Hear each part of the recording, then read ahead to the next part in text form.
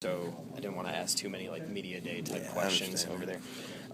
So can you just explain to me, third QB controversy, obviously, and the strategy behind that, and if you think it creates a little dissension at all in the locker room?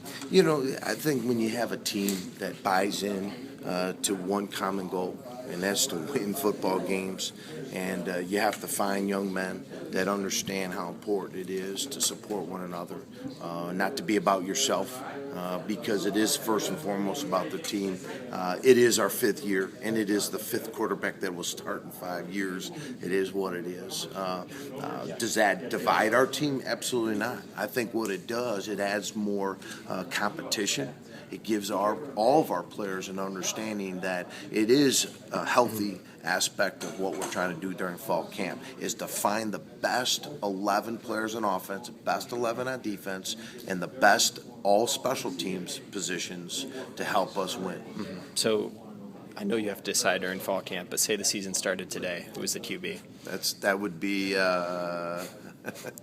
Okay. No, it's, we have 4 great quarterbacks, plus this freshman that just came in. You have a guy like Alex Zordich who has played football. He started for us in 2010. Did a great job. He's a competitive son of a gun. He won 2 state championships. You got a guy like Joe Licata who holds the most touchdown passes thrown in a high school in the state of New York. And then he backs it up with 3-point. Very talented young man. Then there's Jerry Davis, who was a senior, and then Tony Daniels, and then it's Kyle Michael.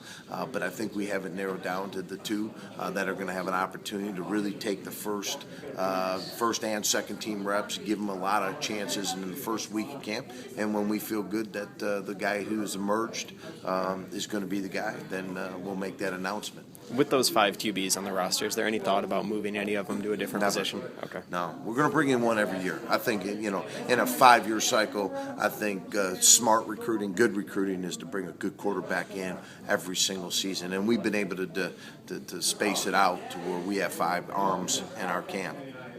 So it's no secret with Bo and Khalil, everything about them. Teams are obviously going to be gunning for those 2 guys. How do you offset that and try to get some attention off of them so they can play their games? Well, it's afforded other players to step up and take advantage of their opportunities, and I think that's a big part of this too.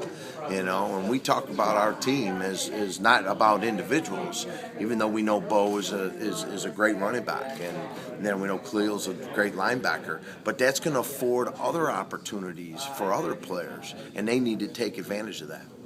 So if you looked at the schedule, what would be the least amount of wins that you would be satisfied with this year, that you would say, okay, we had a good year?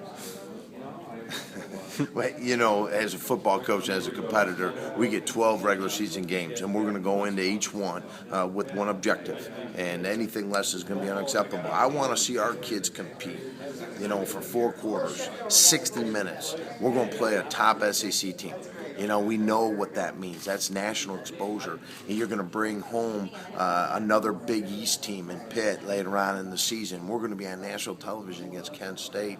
Our focus is the Mid-American Conference. We know at the end of the year the best East team and the best West team are going to have an opportunity to play in Detroit. And I think what you got to do is you understand why you play your non-league schedule, but the key is to get after it in those 8 Mack games. And we play out of the Mack 5 bowl teams that went last year, 4 of them we play. So we got an opportunity to play the 2 teams that play in the MAC championship game and the bowls, the 4 other teams or the 2 other with Ohio and Northern in Western Michigan and Toledo. So that the table's been set, and our objective is to win the Mid-American Conference. Period.